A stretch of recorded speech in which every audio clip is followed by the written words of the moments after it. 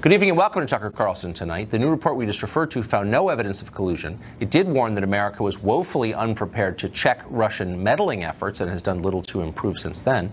It also blasts our top intelligence officials for leaking to the media. The 150-page report will now be reviewed by Democrats and intelligence officials before it is released to the public. Congressman Mike Conaway is a Republican representing Texas. He led the investigation by House Republicans into Russian meddling, and he joins us in the studio tonight. Congressman, thanks for coming on. Tucker, good to be with you. So is the report as definitive as we just suggested on the question of collusion? Collusion. It is, Tucker. We've interviewed 73 witnesses. We looked at 300,000+ documents to try to find what there might be. We've seen some perhaps meetings that were inappropriate or ill-advised to have taken. We've seen some chance coincidences where people bump into each other in various places, but no evidence of collusion between the Trump campaign and the Russians or the Clinton campaign and the Russians. Now, are you satisfied that you saw enough intelligence gathered by our intel agencies to make that judgment? Well, we made the judgment based on our own investigation of witnesses. We've interviewed, like I said, 73 witnesses looking for that thread that would lead us to a collusion, conspiracy, or coordination. We asked every witness that, and we found no evidence that anything like that was going on. So Adam Schiff today, who would be the ranking Democrat on the committee, released a statement calling this report, and I'm quoting, a tragic milestone. He hadn't read it yet. So right. Well, he says it short circuits an investigation that he implies is just getting going. Well, 14 months is not just getting going. Like I said, we've done the work we believe is necessary to answer the 4 questions. We had a pretty narrow scope. It did not include collusion, did not include a lot of things that perhaps the Dems would like to chase down. It had 4 questions. We had 4 questions to answer, and we think we've done the relevant investigation to answer those questions. Huh. So you must have learned a lot about the story more broadly. It sounds like you did after all of that time. You say that the intel agencies released their famous report, the 17 so-called intelligence agencies, saying that the Putin government favored Trump. And you're saying that's not correct? Well, first off, it's 3 agencies. The 17 agencies. I'm aware. That's why I said so-called. But that is the talk. Because I had to actually including the Coast Guard and all the rest. But it was 3. I'm aware. John Podesta one time because he was trying to pitch that 17 agencies. I hear it every night. I'm pretty confident the NRO had no. Yeah, I got that. So the 3 that did, 98% of what they did on that ICA we agree with. We had 2 trained analysts and 2 trained professionals go through that with a fine-tooth comb, all of the underlying documents, some thousands of pages of documents to go through. And the piece about Trump. But the Putin purported preference for Trump, we think, is not supported by the evidence that was available throughout the entire process. Why would they say that? We'll have to ask them, but we believe that we disagree with them. That thing started early December and was finished in January, coinciding with an attack on the Trump presidency throughout that time frame by other issues, things going on. Yes. And this seemed to underpin that narrative that somehow Putin had more effect on the election than he should have, and it's delegitimize the Trump presidency. Easy for you to say. The Trump presidency. It was part of that narrative. But the intel agencies are taken at face value because, as we're often reminded by Democrats, are the final word on what's true. Well, it sounds almost like a political statement they were making. Well, it looks like that. But like I said, 98% of what they did in the ICA we think is the tradecraft. There is tradecraft associated with analytics, and that was properly followed. But just on that one piece about Putin's alleged preference for Trump, it was not supported by the. I've never been clear on the underlying questions that undergird all of this, and that would be the hacking of the DNC servers and of John Podesta's Gmail account. And I asked the ranking Democrat on your committee, Adam Schiff, about this and couldn't get a straight answer. Are we absolutely positive that the Russian government was behind stealing that data? I believe we're as positive as you can be in circumstances where attribution is very difficult. But I'm comfortable believing that the Russian government was behind the hackers that did all this. The agency, the IRA, whether the entities that were doing it, were done. It was done on behalf of the Russian government, if not on behalf of or directly by. So I'm comfortable making that statement. Again, attribution is very difficult in cyber world. Will this convince anyone? Will the press, will MSNBC tomorrow say, you know what, we've been wrong for the last year? Exactly.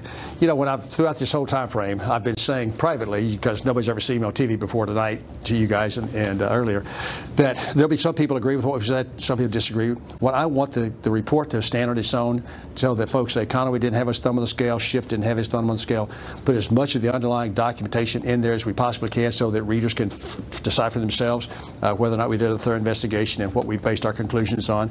Then let let the American people make up their own mind. The real issue, though, is we've got elections starting right now. We had the Texas primary last week. We've got an election tomorrow. This is a big deal that we don't want the Russians or anyone interfering inappropriately with our election process. And so getting these conclusions out, beginning to have that conversation with the American people during this election season for 18 is really important. And that helped just get us to where we are right now. Yeah, there's a lot we don't know, but you've confirmed what we've suspected all along, which is the collusion narrative was a lie. So thank you. If the Democrats have additional evidence that they're not showing us, that they make reference to over and over, that they do have evidence that this drafting process will start in the morning, we'll have a chance to put it let's see it. We can make up our own minds. Congressman, thank you for that. I appreciate the summary. Thank you. Thanks. Mark Stein is an author and columnist and a close observer of all things Russia plot related, and he joins us tonight. So, Mark, in my hand, I have a document that will end MSNBC's primetime schedule, which has been predicated on the idea that Trump is colluded with the Russians. I almost don't want to tell them because I don't want to wreck their ratings run. But what are they going to do when they find out? What is CNN going to do? What is the entire American media going to do with the fact that there was actually no collusion? I think they'll just carry on as usual, Tucker, for the very good reason that they happen to agree with Putin on this. Putin's object, which is a reasonable one for any hostile power to take to other nations, is that he wanted to sow confusion. And he wound up sowing confusion because for the last 18 months, the Democrats and the media have run around like headless chickens, shrieking about some guy who happens to be related to a cabinet secretary who happens to find himself in a bar in the Seychelles, and a Russian walks into the bar. And it's actually not illegal to talk to Russians in bars or Russians in diners or Russians in department stores. That's not a crime. So if you want to go to a bar in the Seychelles and talk to a Russian, good luck to you. And what happened is that the great slow elephantine process of American investigations of this nature, which is always looking in the rear-view mirror. So we're great at investigating stuff that happened 2-3 years ago. Meanwhile, Putin's getting on with stealing the next election because everybody else is looking ahead while we're doing all this rear-view mirror stuff.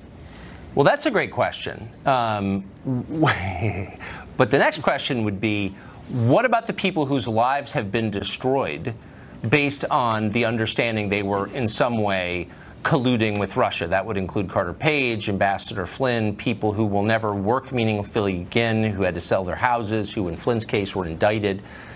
What happens to them? Does someone make them whole? Well, I think so, and I actually think that's a more serious problem because I think there are serious questions about corruption and excessive use of muscle at the federal prosecutorial level. I don't think it's respectable that the federal government wins 97% of the cases that it drags into court. That's Saddam Hussein, Kim Jong-un levels of prosecutorial success, and Americans should be ashamed of it. And Americans who seem to think it's clever that you can put the screws on Mike Flynn and persuade him to plead guilty to something just because he doesn't want to have what's left of his savings account cleaned out, I think that's disgusting. And rather than obsessing and worrying about Russia for another 2 years, I'd like us to actually seriously address what is wrong with federal prosecution, what is wrong with the FBI, what is wrong with the DOJ, and clean it up, because it ain't respectable and Americans should be ashamed of it. But that's what we're supposed to be doing in the media, aren't we? We're supposed to be on the lookout for bullies abusing their power and crushing the weak with their power to their own benefit. That's going on, and the cheerleaders of it are the media. No, and there's something very weird about actually seeing the left, who used to be all about sticking it to the man, doing this thing, as you just quoted, the so-called 17 intelligence agencies. I don't know why we need 17 intelligence agencies, but for some reason it seems to impress left-wing journalists. So if we added another 32 intelligence agencies and we had 49, if we had 49 spook agencies, they'd be even more impressed. And these are the same people, by the way, The one practical thing to come out of this thing is we need election security in this country, and yet the same people who tell us that they're scared about Russians interfering in the election are the same people all over the country who are saying that illegal immigrants should have the right to vote. In which case, if a Venezuelan or a Colombian can vote, why the hell can't a Russian interfere in the election too? We can all get a piece of it. That's exactly right. And they're the ones defeating voter ID laws, and they're the ones who are for online voting, which can easily be hacked, and against paper ballots. It's totally disingenuous. Those are not their concerns at all. What they worship is power. That's what they seek. End of conversation right there. Mark, thank you very much for putting it all in perspective, as always. ICE is searching for an illegal alien homicide suspect after Denver police let him out on the street. Once again, the left prioritizing the rights of illegal immigrants over your safety. Why are they doing that? Jorge Ramos joins us to discuss next. Tucker Carlson.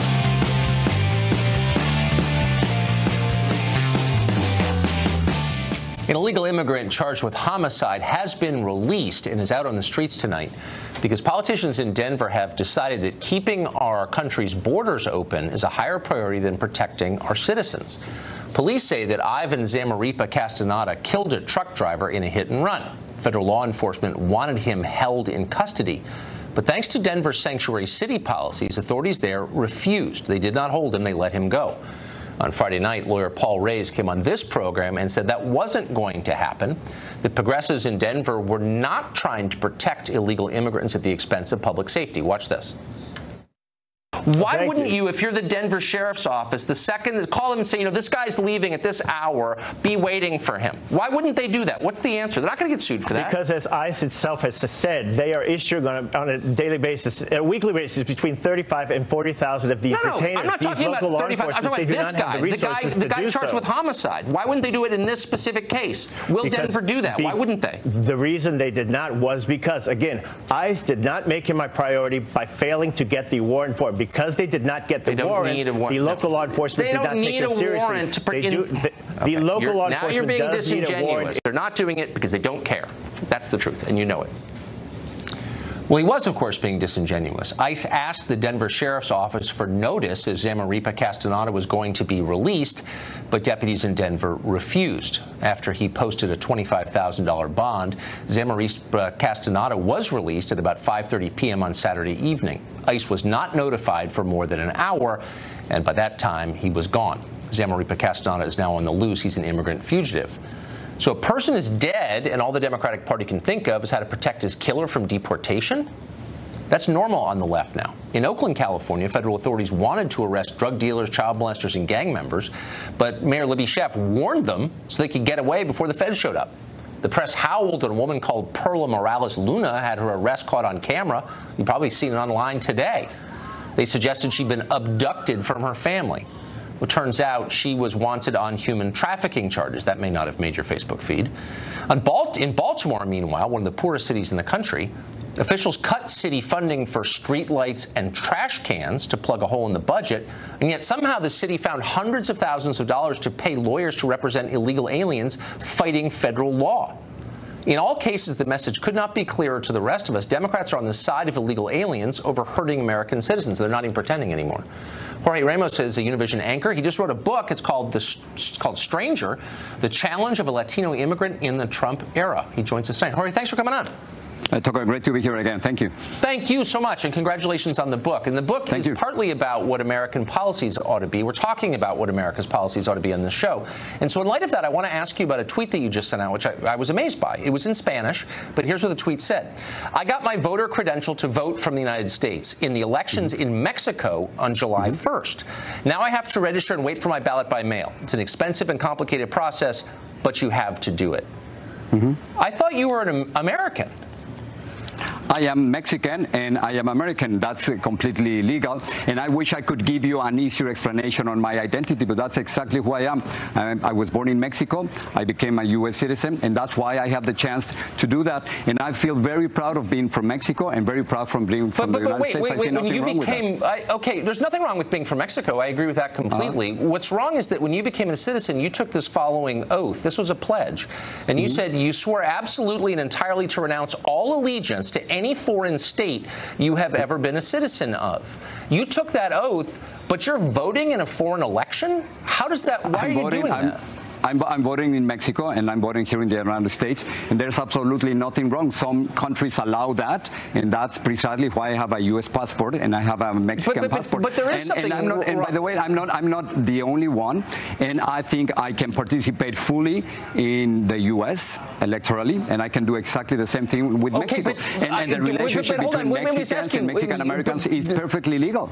So I see absolutely nothing wrong with that. Okay, but I think a lot of our viewers may not know that you can vote in a foreign election because, again, and you had to show ID to do that. Now they know. You had to show ID and to it's vote in the happening in Mexico, and it's happening in Europe, and it's happening with many countries, not only Mexico and the U.S. Last time I checked, Mexico is not invading the U.S., and we're not at war. That's last time I checked. You're not invading the United States, and yet Mexican citizens live in this country, vote in Mexican elections, and then write books telling Americans like me how we should run our government. When you clearly haven't renounced your loyalty to a foreign government, why should I take you seriously? With respect. I happen to be also a U.S. citizen, and sometimes, and that's precisely the title of the book, sometimes I do feel like a stranger, because it seems, as you just pointed out, that for many Americans, I'm not American enough, and believe me, you're voting in a foreign election. Wait, hold on. It's not about Mexico. It could be any country.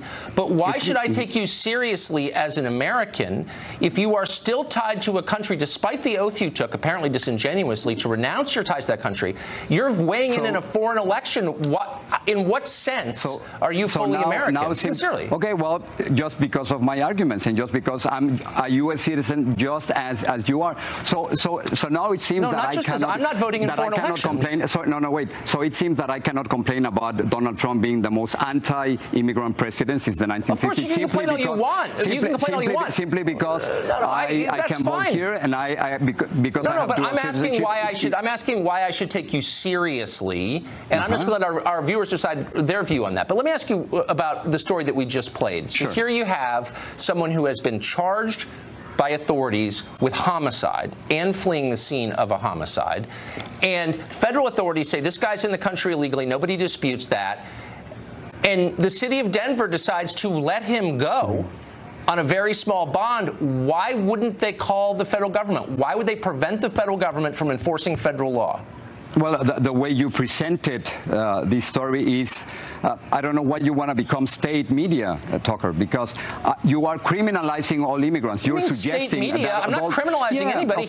I'm asking about this specific what Donald Trump is doing. Spare me your Univision talking points. I'm asking a real question. Okay, this is the argument. The argument is that the vast majority of immigrants, and you've heard this argument, the vast majority of immigrants are not criminals and are not rapists. I agree with that. They're not, and they're less likely to be criminals and be behind bars. That's not true. Those are the facts. Okay, no, that's not true. The second point is not true. But look, I agree. Most immigrants are great people. I'm not disputing that. You cannot criminalize every immigrant all the time. I'm not trying to criminalize anybody. I'm not a law enforcement officer. I'm just noting that this guy has been charged in our country with homicide.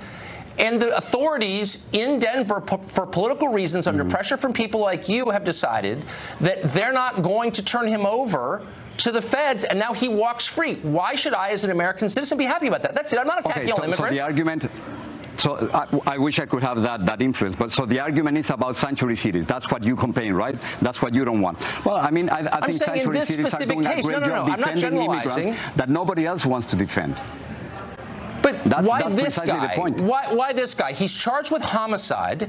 People in Denver don't care about theoretical arguments about trumping mean to immigrants. They don't want a guy charged with homicide who's here illegally wandering the street. I'm not here to defend criminals. I'm not here to defend criminals, but just to criminalize all the immigrant population simply because of one person would be like if I would criminalize all the white population simply because of what Stephen Paddock did in Las Vegas, killing 58. Well, you're part of the white population, if I could just point out. You always pull that card on the white population. You're whiter than I am, Jorge. Knock that stuff off. I'm not, you know what? It is completely unfair to criticize the whole population or a whole group simply because of one person.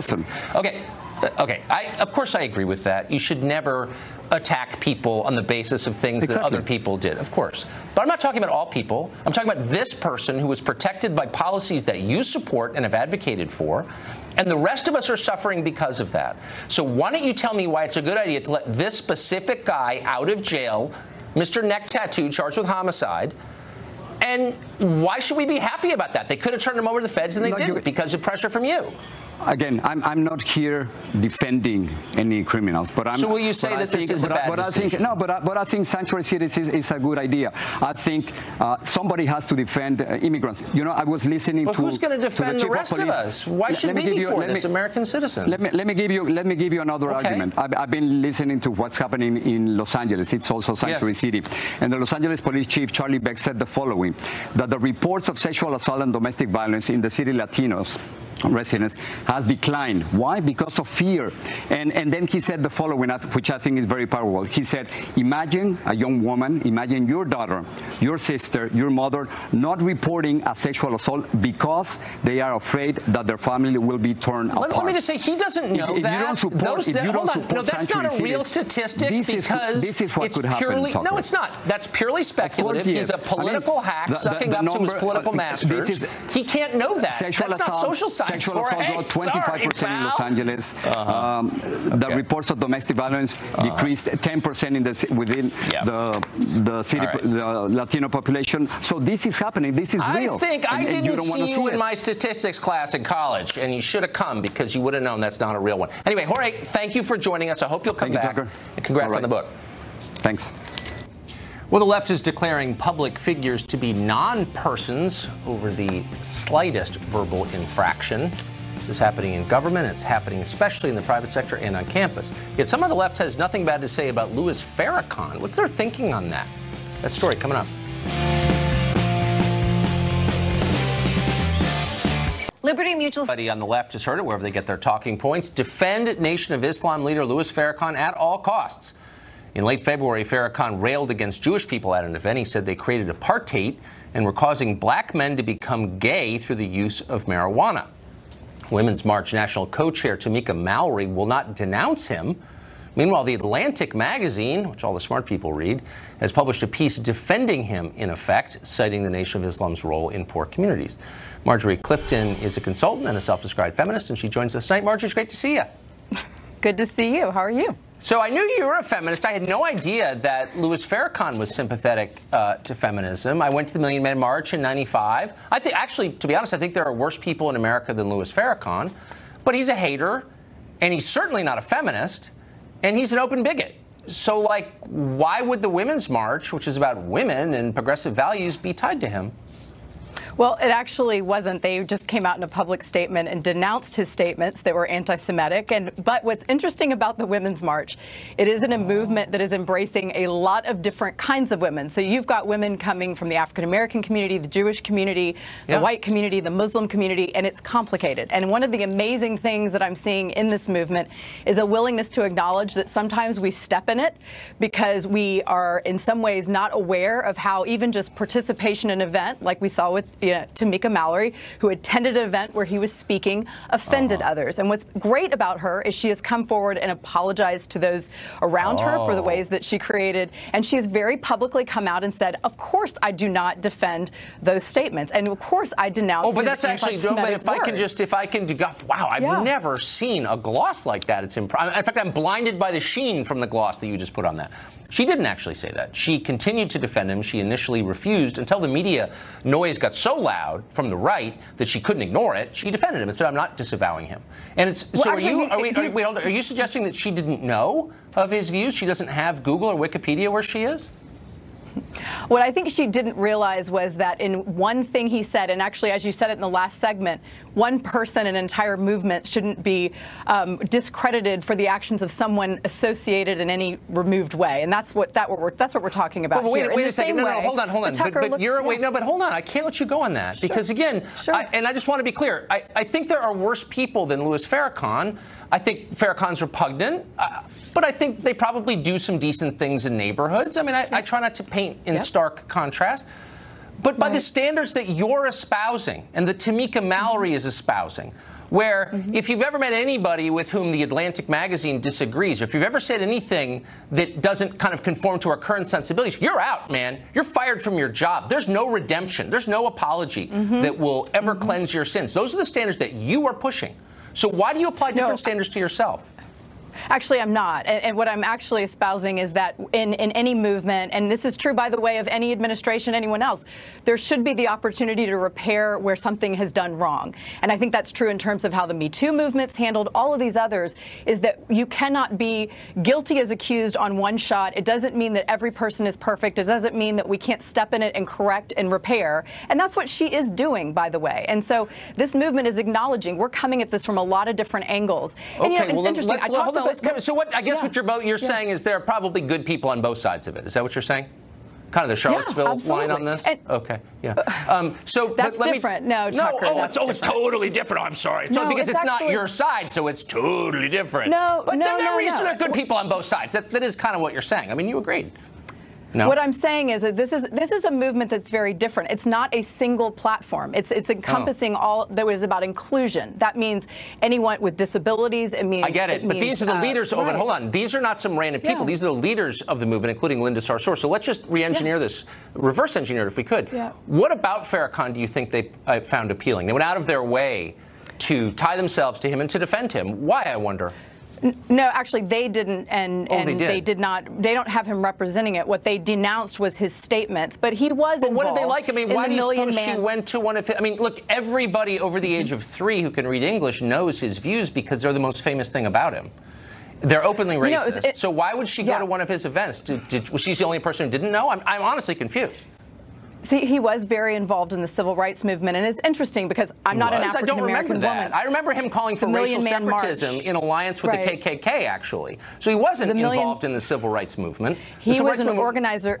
He was an organizer in the Million Man March that you participated in. Yeah, that was 1995, 30 years later. Let me offer another way of looking at it, okay?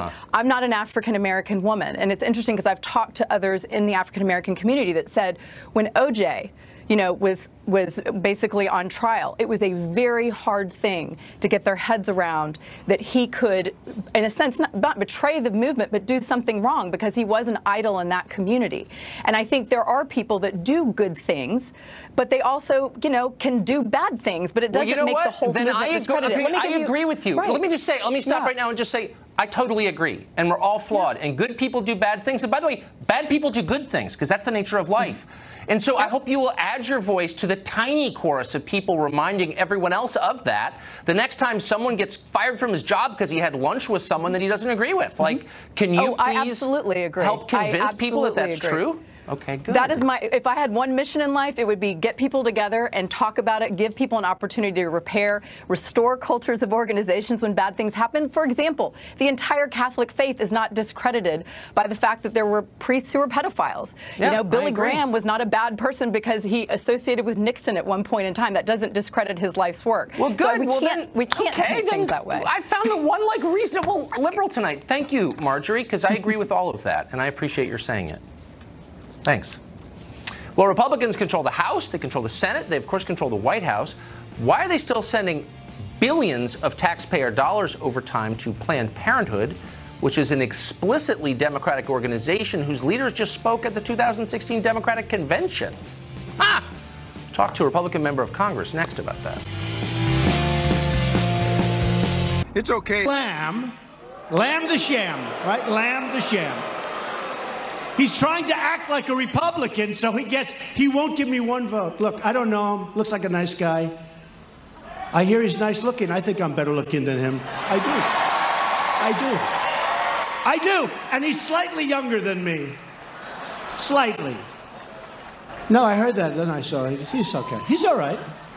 Personally, I like Rick Saccone. I think he's handsome. He's a very handsome man. That was President Trump in Pittsburgh over the weekend. Tomorrow night is a special election in the 18th Congressional District of Pennsylvania. The president won that district by 20 points in the presidential election. Recent polls show a pretty tough situation, though, for Republicans. Many have the Democratic candidate, Conor Lamb, in the lead. Obviously, we'll have the results here tomorrow night. Maybe surprised, maybe not, but of course, we'll tell you first. Well, if the Republican base is having trouble turning out its base for the 2016, rather for the special election this year, failure to fulfill its promises might be part of that. Congressional Republicans have repeatedly promised to defund Planned Parenthood. That hasn't happened or even come close to happening. Even now, the country's biggest abortion provider gets more than $500 million taxpayer dollars every year. Huh. Would Democrats be okay if the NRA got $500 million a year? Would they let that stand? Congresswoman Diane Black is a Republican representing Tennessee. She is, of course, opposed to this completely, and she joins us tonight. Congresswoman, thanks for coming on. Thank you, Tucker, for having me on. So you've said many times on the record, and you seem like one of the more sincere Republican members on this question, that you're opposed to giving $500 million to Planned Parenthood, which is basically just an adjunct to the Democratic Party. Why hasn't the Republican Congress defunded it? Specifically, why? Tucker, that goes over to the Senate. Twice now, with my leadership, we have passed in 2015 and in 2017 a measure in the House, sent it over to the Senate, and they have not done the work. I will challenge anybody that's watching this show that's pro-life to call your senator and ask them where do they stand on this issue, because we have done our work in the House. They need to do their work in the Senate. Yeah. I mean, and I don't even think you need to be pro-life or opposed to abortion. I am. But even if you weren't, you would say, well, Planned Parenthood is part of the Democratic Party. Cecile Richards, who ran it until recently, spoke at the 2016 Democratic Convention. They're getting $500 million of tax money involuntarily from the rest of us to campaign for Democratic candidates. Well, I mean, how is that even constitutional? Well, they shouldn't even be using their money for that, but they do raise additional dollars through the communities, and that's fine if they want to spend their money that way, but we don't need to be having taxpayer dollars going to abortion, period. The end of that. And as a matter of fact, if you look at the Title $10, you'll see that they were set up for family planning. Abortion is not family planning, it's family destruction. And so we should not even be giving them a single penny if they're doing providing abortion. So my default plan. Right, and it's a self-reinforcing loop. They lobby to keep their funding in place, so they keep getting funding. It's infuriating. So, but why wouldn't I mean, if that's the way we're going to do it, if you're going to figure out a way to get taxpayers to pay for one of your biggest political supporters to campaign for you, then why aren't Republicans saying the NRA, which trains a ton of law enforcement and military, trains everybody guarding our nuclear power facilities, for example, why don't they get $500 million a year in federal money to do the good work that they do? Could you just imagine that? Could you imagine the uproar by the left if we were to be doing that?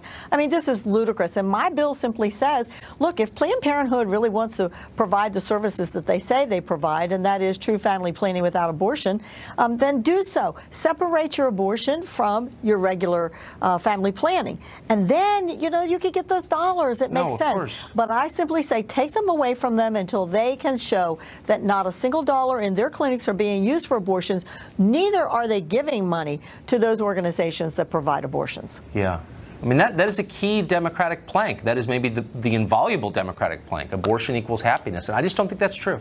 And I don't think most Tucker, people do I want to either. give the president a shout out on this, because we were able to, through the Congressional Review Act, the CRA, to be able to overturn an Obama rule that said we in our state of Tennessee, which I was able to do before I went to Congress, to make sure that none of our dollars were going to Planned Parenthood or abortion clinics, that we were able to do that in our state. There were 11 states doing this already.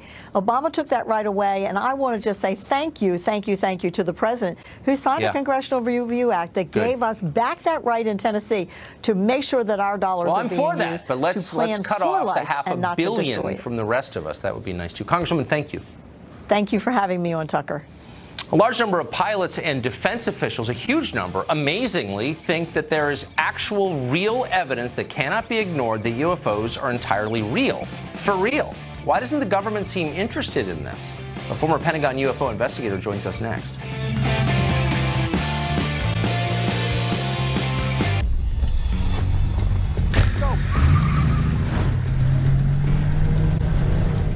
If theft were this frequent, you'd definitely do something about it. Well, it is. An identity is stolen every 2 seconds. And you can do something about it with Experian. See if your identity has already been compromised with a free dark web scan at Experian.com/darkweb. Experian. Identity protection has a new identity. TrueCar is great for finding new cars.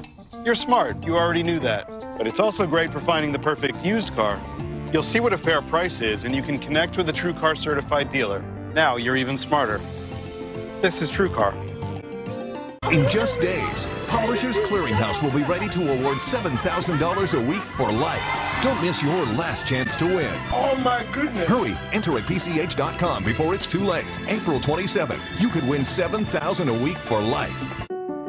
Old Dominion has ranked #1 in overall performance 8 years straight. Customers trust OD for damage-free deliveries. They like seeing everything in real time, with 100% visibility to every aspect of their shipment. Bottom line, OD is #1 in performance because of our people, who consider every shipment a promise and who never stop working toward perfection. Old Dominion, helping the world keep promises. Need a change of scenery? The Kayak Price Forecast tool tells you whether to wait or book your flight now, so you can be confident you're getting the best price. Giddy up. Kayak. Search one and done.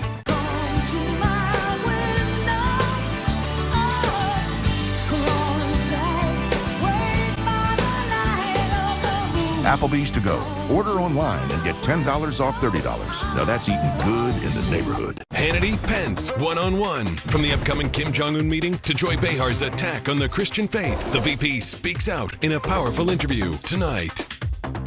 Oh, yeah, exactly like being dehydrated. These are my doctor's tools. That's not just an everyday defenseman, that's Duncan Keith that he outlegged. I like to look in your eyes and your ears.